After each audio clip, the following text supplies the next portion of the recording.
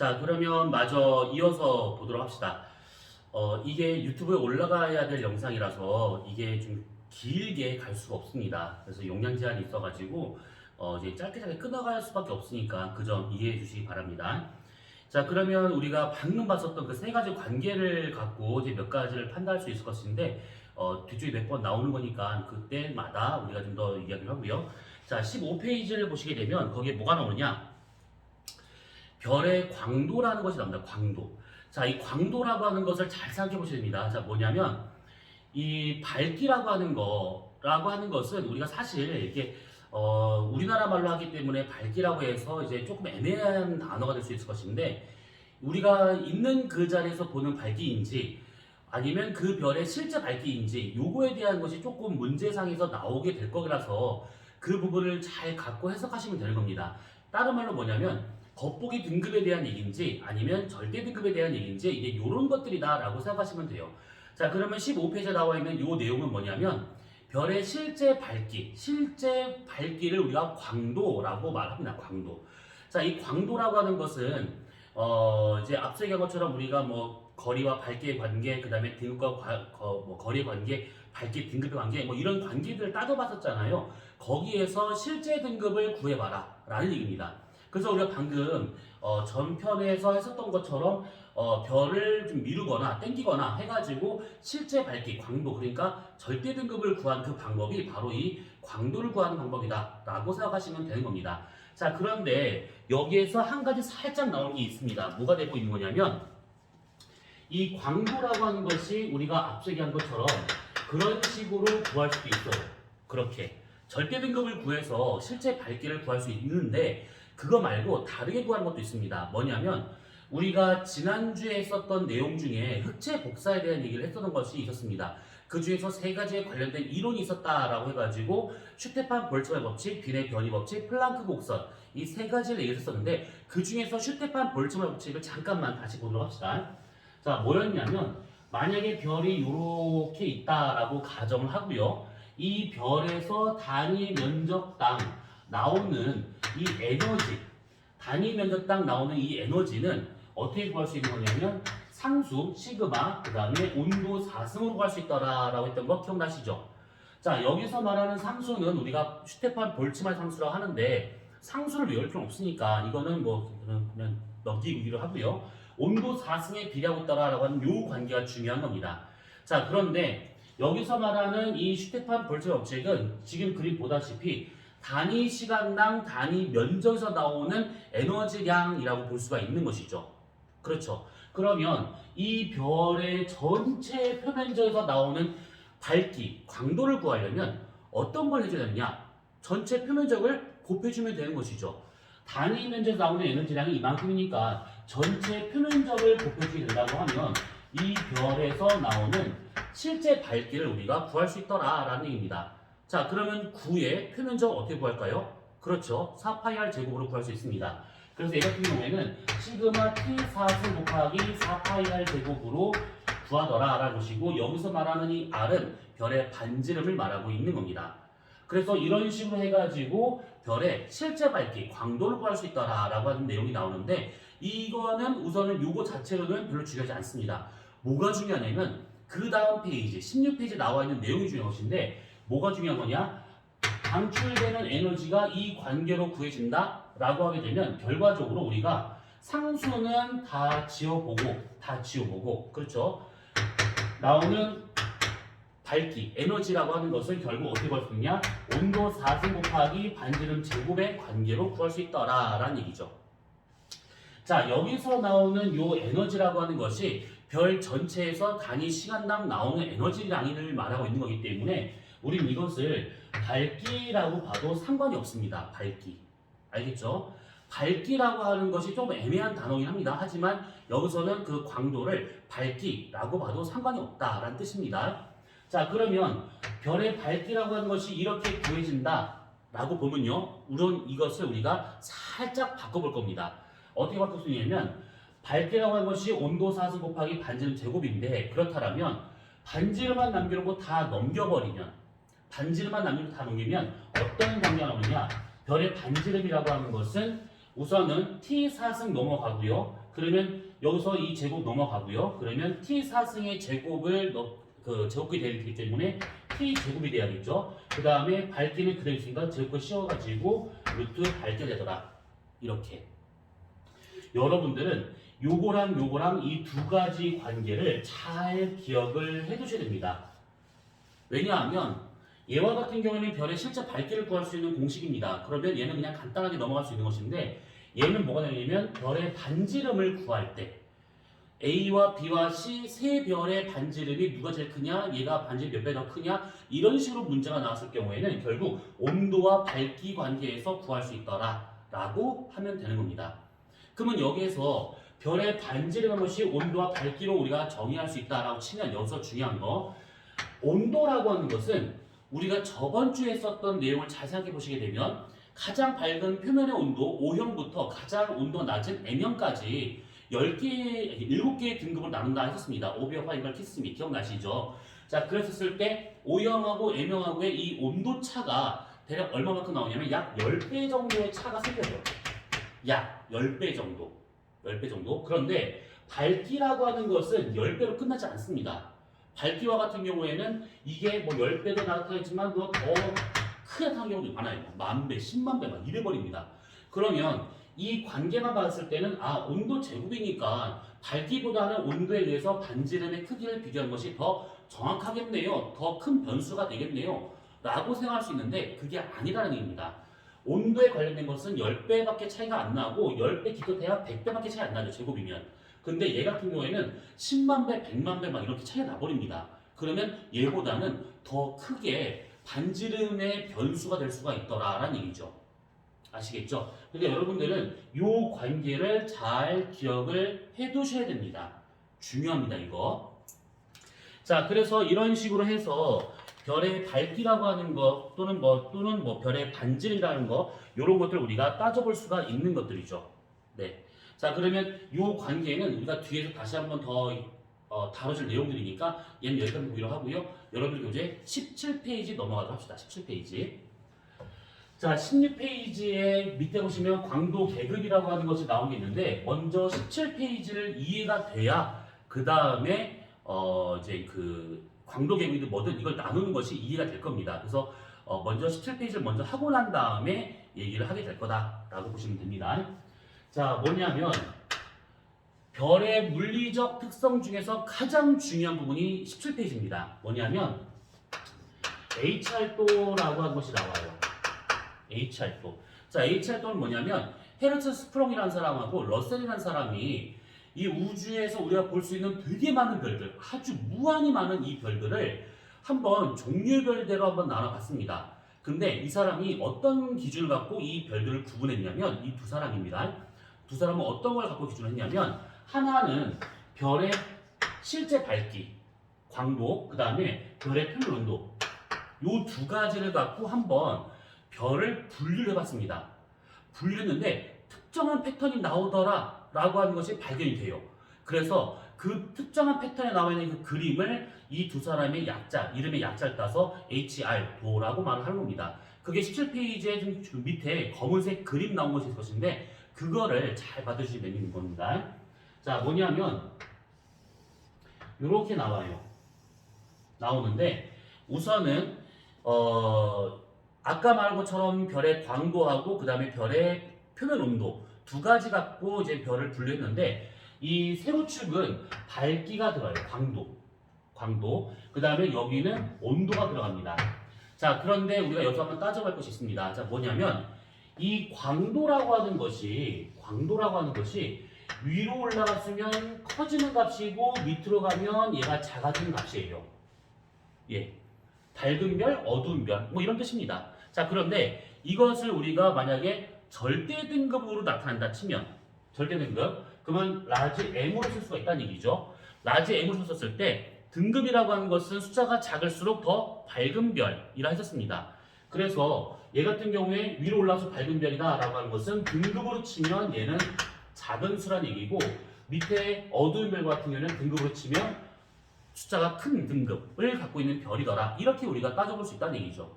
그래서 세로축에 밝기가 들어가든 절대 등급이 들어가든 상관은 없는데 들어갔었을 때 숫자가 다르더라는 겁니다. 위로 올라갈수록 커지냐 작아지냐 이런 것들을 보고 밝기인지 아니면 절대 등급인지 이런 것들을 먼저 따져볼 필요가 있습니다. 자, 그 다음에 온도. 자, 이 온도라고 하는 것은 보통 우리가 이렇게 좌표를 그리게 되면 오른쪽으로 가면 갈수록 값이 커지는 거잖아요. 그런데 여기에서는 그렇지 않습니다. 온도가 왼쪽으로 갈수록 커지는 값이고 오른쪽으로 가면 갈수록 온도가 낮은 별을 의미하고 있는 거예요. 네. 그래서 왼쪽에 있는 별일수록 고온의 별, 오른쪽에 있는 별일수록 저온의 별 이렇게 볼 수 있다는 얘기죠.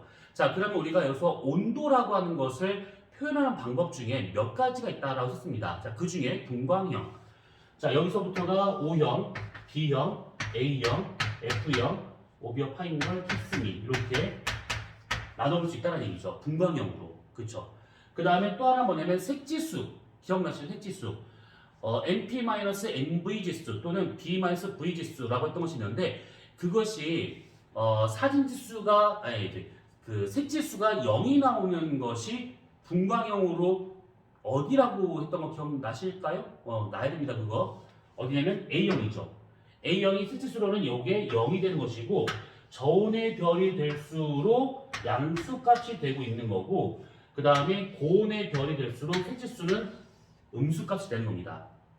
기억나실 거라 믿어요. 네.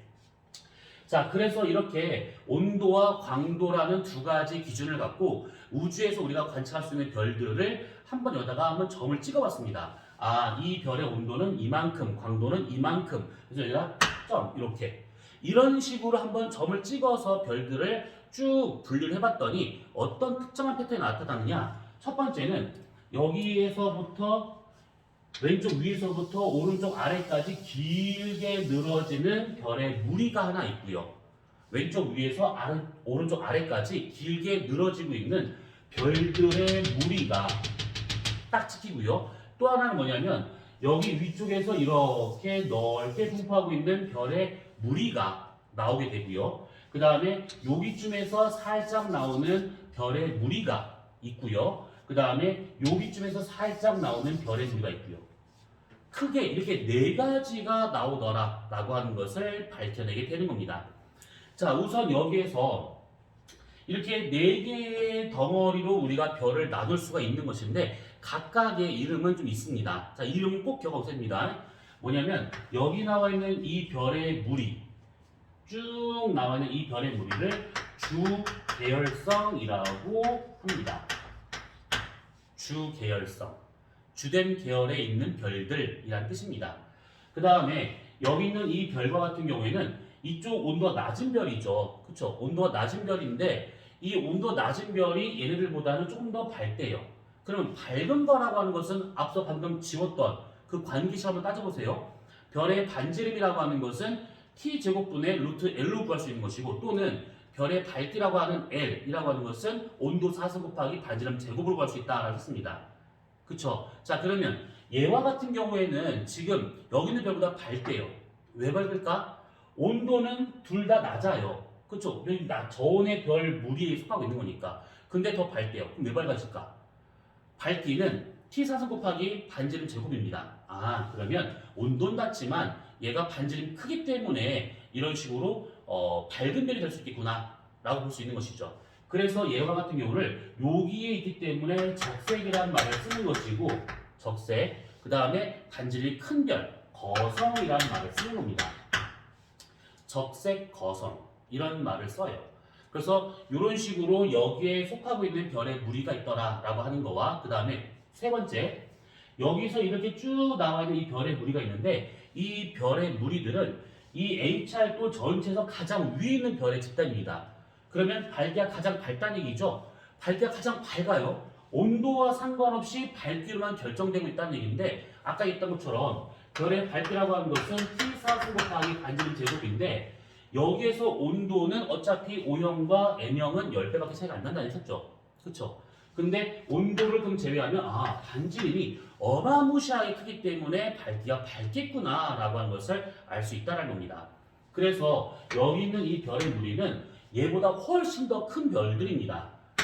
초거성, 아주 큰 별이에요. 초거성. 그래서 이런 것들로 해서 별의 무리가 나눠지더라라는 겁니다. 마지막으로 여기 있는 이 별의 작은 무리들, 이 무리들은 A형 근처에 있는 아주 흰색 계통에 있는 어두운 별들입니다. 근데 이 별들은 밝기가 아주 작죠. 그 말은 뭐냐면 결국 반지름이 작더라라는 겁니다. 반지름이 작은데 A형 근처에 있대요. A형은 색깔로 따지면 무슨 색깔이라고 썼죠? 그쵸, 백색이죠. 백색, 흰색. 그래서 여기 있는 별과 같은 경우에는 백색을 띠면서 밝기가 작은, 다시 말하면 반지름이 작은 그런 별들로 되어 있기 때문에 외성이라는 말을 붙입니다. 백색 외성.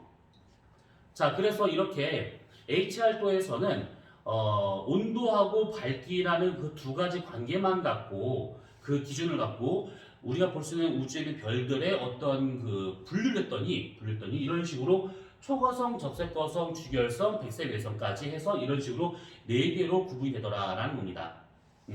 물론 우주에 있는 별들을 이렇게 두 가지 관계로만 나눠서 네 개로 분류하는 것은 무리가 돼요. 왜냐하면 여기에 들어가지 않는 별들도 있거든요.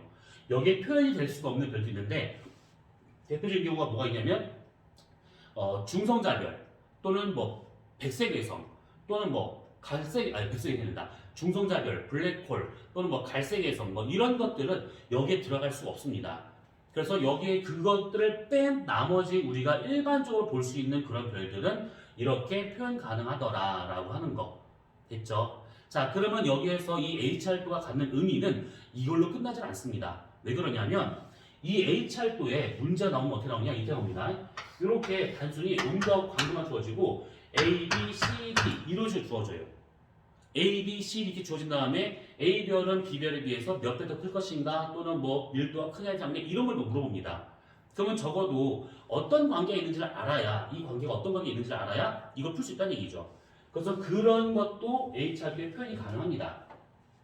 자, 이렇게 분류를 하고 봤더니 별들이 어떤 특징을 갖고 있었냐면 여기에서 오른쪽 위로 올라갈수록 또는 왼쪽 아래로 내려갈수록 어떤 특정한 물리량의 변화가 생기더라라고 하는 것이 발견이 됩니다.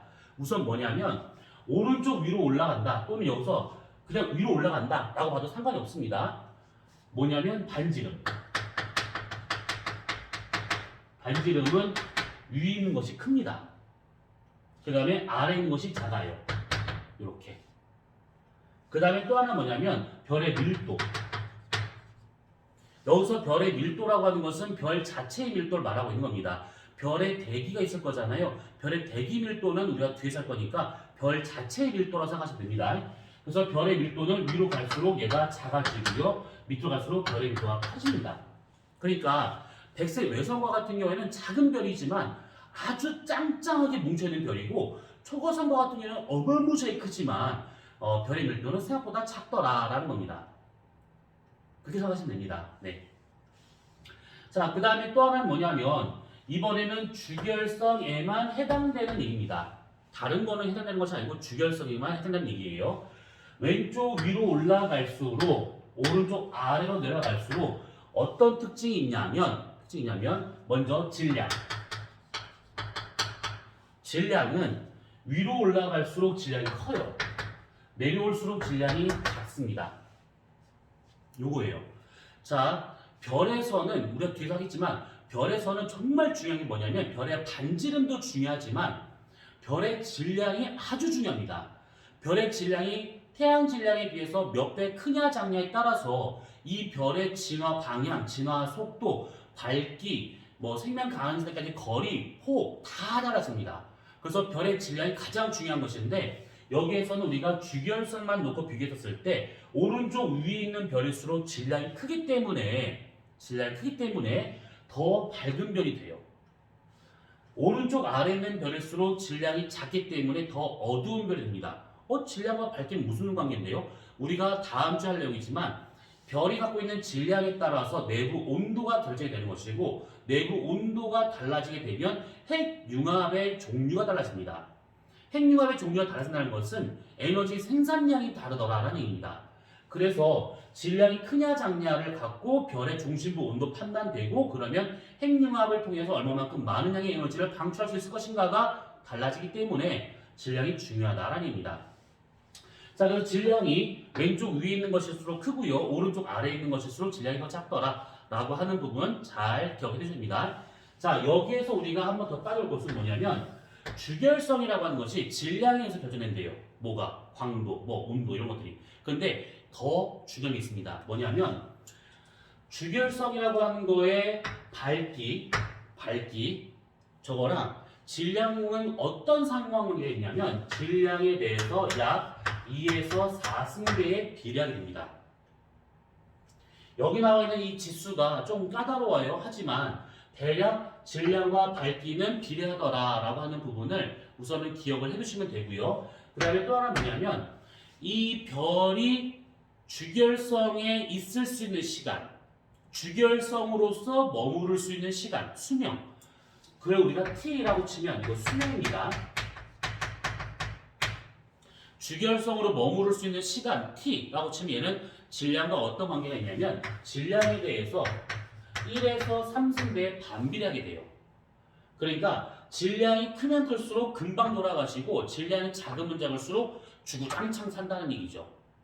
반비례합니다. 그래서 왼쪽 위에 있는 별일수록 금방 돌아가시는 별, 왼쪽 아래에 있는 별일수록 오랫동안 사시는 별이라고 이렇게 구분 지을 수가 있습니다. 결국 별의 질량이 크냐 작냐를 갖고 얘네들이 얼마만큼 밝을 것인지, 온도가 높을 것인지 낮을 것인지, 그 다음에 주결성을 머물 수 있는 시간이 얼마만큼 될 것인지 이런 것은 다 결정되더라라는 얘기입니다.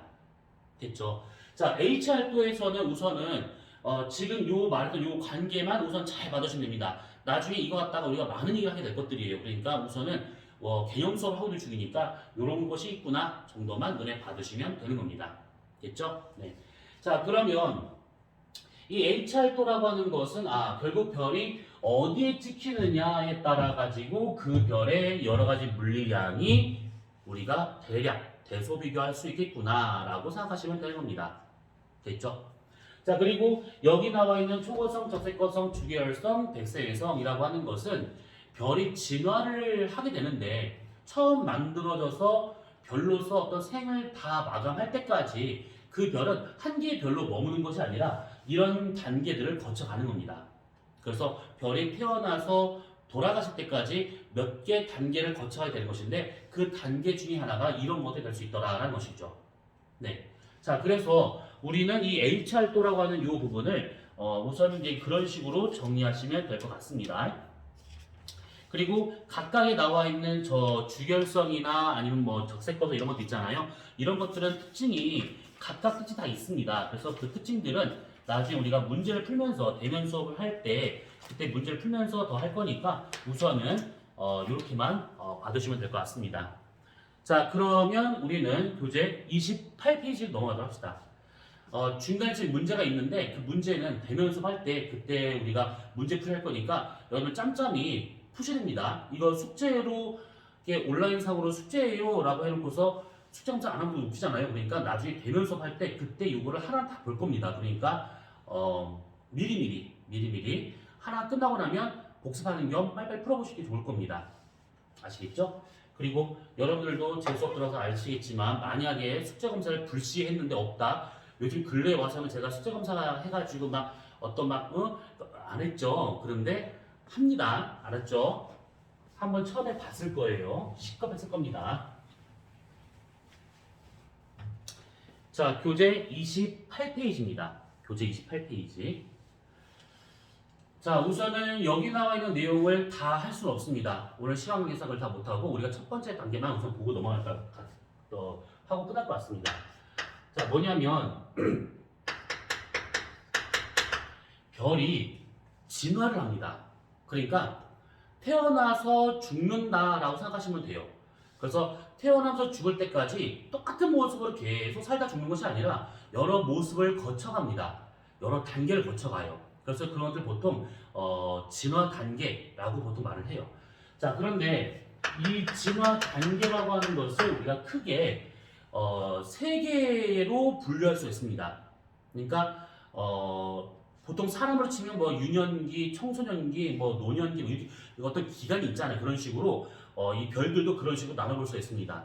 우선 뭐냐면 가장 중요한 것은 주기열 단계예요. 주기열.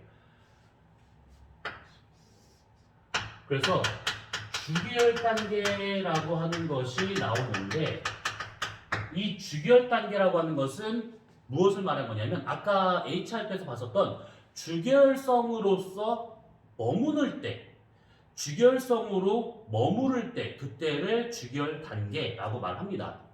그러니까 요때와 같은 경우에는 주기열성이라고 하는 요 별의 단계로서 얘네들이 쭉 살아가고 있는 것인데 이 주기열성이라고 하는 거는 우리가 이따가 안 되겠구나. 다음 주에 주기열성의 특징에 대한 것들을 쭉 설명하게 될 겁니다. 그래서 그런 특징을 갖고 있는 별들을 주기열성이라고 생각하시면 돼요. 그러면 이게 전체 별이 태어나서 죽을 때까지 전체 일생 중에서 이 주기열 단계에 머무는 시간이 전체 생의 약 90%를 주기열 단계에 머물러요. 그러니까 대부분이 다 여기 있는 별이라고 보시면 되는 겁니다. 그러니까 만약에 별이 태어나서 100살에 죽었대요. 그러면 태어나서 한 2살, 3살 됐을 때부터가 주기열 단계에 대해서 96, 7세 때까지가 주기열성 머무르다가 돌아가시는 겁니다. 몇 년 뒤에. 이런 생각이 됩니다. 그래서 주기열 단계 앞에 있는 시기와 뒤에 있는 시기 두 개로 나눠볼 수 있는 것인데 앞에 있는 시기를 전 주기열 단계, 뒤에 있는 시기를 후 주기열 단계라고 말할 겁니다. 전 주기열 단계, 후 주기열 단계 뭐 이런 식으로 구분이 돼요. 자, 이때 전 주기열 단계라고 하게 된 것은 주기열성으로 가기 전까지 어떤 별이냐면 보통은 원시성이라는 이 별의 상태로 있었을 때를 말하고 있는 겁니다. 그러다가 주기열 단계에서 벗어나서 이제 곧 돌아가실 때쯤이 된다고 하면 후 주기열 단계 넘어가는데 그때와 같은 경우에는 보통 거성 단계의 별로 얘가 나타나게 되는 것이죠. 거성. 아까만 썼던 적색 거성, 초거성 이런 것들 말하고 있는 겁니다. 그래서 그런 별들이 나타나는 단계가 후 주기열 단계라고 생각하시면 되는 겁니다. 자, 먼저 결론만 얘기해 볼 겁니다. 결론만. 뭐냐면 원시성으로서 나타날 수 있는 전 주기열 단계 같은 경우에는 별의 크기가 어떤 일이 벌어지냐면 수축이 우세합니다. 쭉 줄어드는 게 우세해요. 반대로 후 주기열 단계 넘어가잖아요. 그러면 요만했던 별이 거성, 커지는 거잖아요. 그래서 별이 대체로 팽창을 하는 시기다라고 생각하시면 되는 것인데 여기서 팽창을 맨날 하는 게 아닙니다. 주기열성에 비해서 이만큼 커졌기 때문에 그냥 거성이라는 것이지 계속 커진다 이 뜻은 아닙니다. 우리가 나중에 우리가 이 후 주기열 단계에 대한 얘기를 하면서 그렇지 않다라고 하는 부분을 얘기하게 될 것인데 어쨌든 간에 우선은 이렇게 말하면 됩니다. 그 다음에 주기열 단계는 이 별의 크기가 일정한 상태를 웬만큼 유지하고 있는 시기라고 생각하시면 되는 겁니다. 됐죠?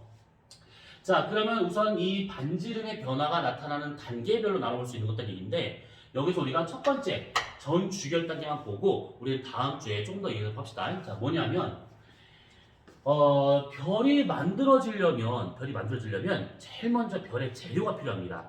그 별의 재료가 뭐가 되는 거냐면 우주 공간상에 떠 있는 성간 물질, 성간 기체 이런 것들이 되는데 성간 기체라고 하게 되면 보통 수소와 헬륨을 말하고 있는 것이고 성간 물질이라고 하게 되면 먼지나 티끌 이런 걸 말하고 있는 겁니다.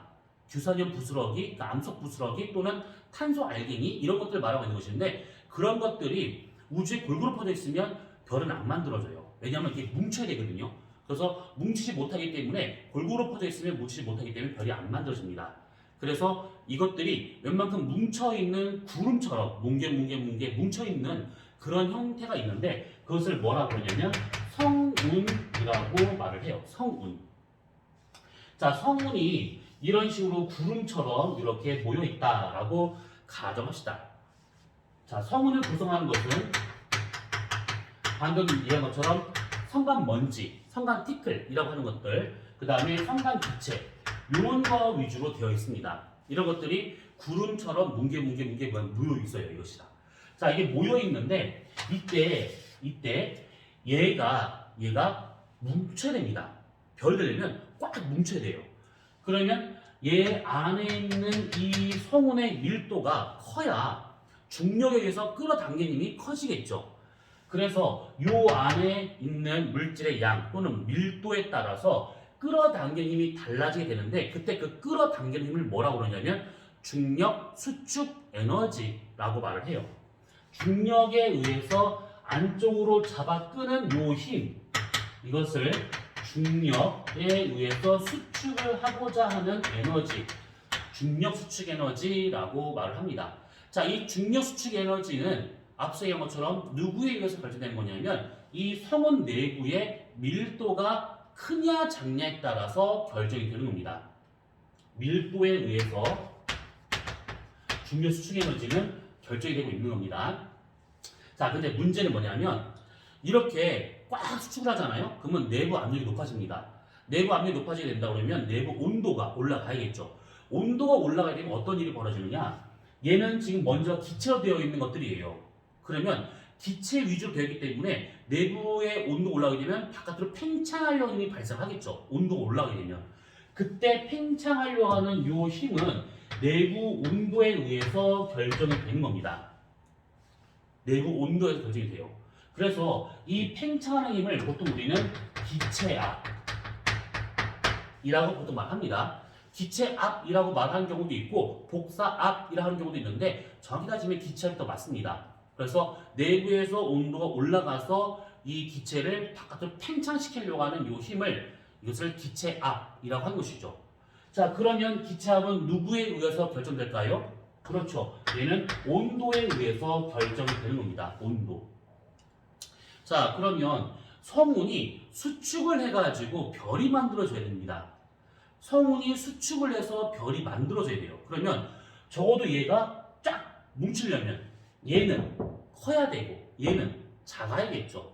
그쵸? 얘가 커야 짱짱하게 뭉칠 수 있는 것이고 기체압이 작아야 원활하게 수축할 수 있는 거기 때문에 얘의 힘은 작아야 됩니다.